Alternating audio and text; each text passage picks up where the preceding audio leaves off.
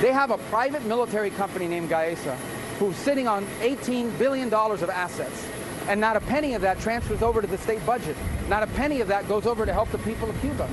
That was Secretary of State Marco Rubio speaking to the media in Homestead today. You will hear him talk about Gaesa a lot, and there's a reason for that. Gaesa is a business conglomerate operated by the Cuban Revolutionary Armed Forces, and it's even more powerful than the island's Communist Party.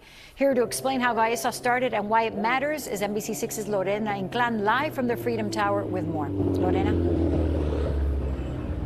Well, Jackie and Joanne, exactly 2 weeks ago, the Trump administration handed out fresh sanctions against Gaesa, which is a Spanish acronym that stands for Business Administration Group. Now, Gaesa was started by Raul Castro, who yesterday was indicted on murder charges with an announcement made here at the Freedom Tower. Here's some of what Gaesa controls in Cuba. Hotels, gas stations, supermarkets, currency exchange, marinas, real estate, and many more entities.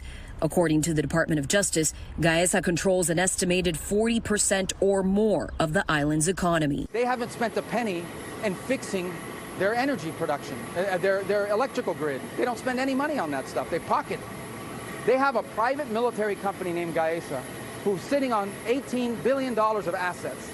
And not a penny of that transfers over to the state budget. The DOJ says Gaesa's revenues are likely more than 3 times the state of Cuba's overall budget. So who manages Gaesa's books?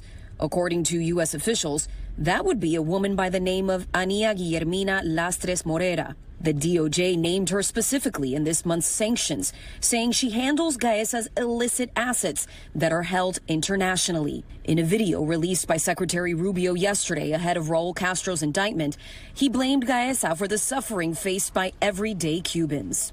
Hoy, Cuba no está controlada por ninguna revolución. Cuba está controlada por Gaesa, un estado dentro del estado que no rinde cuentas a nadie y acapara las ganancias de sus negocios para beneficios de una pequeña élite. But the Cuban government denies the implication. The Communist Party leaders have consistently stood by specific talking points. For them, the reason for Cuba's economic spiral is the U.S., its sanctions, and the embargo. In his remarks to reporters today in South Florida, Secretary Rubio says that Cubans ultimately need to make a decision because their economy is broken, and he believes that it cannot be fixed with the current political system in place. Reporting from downtown Miami, Lorena Inclán, NBC6 News. Lorena, thanks for that.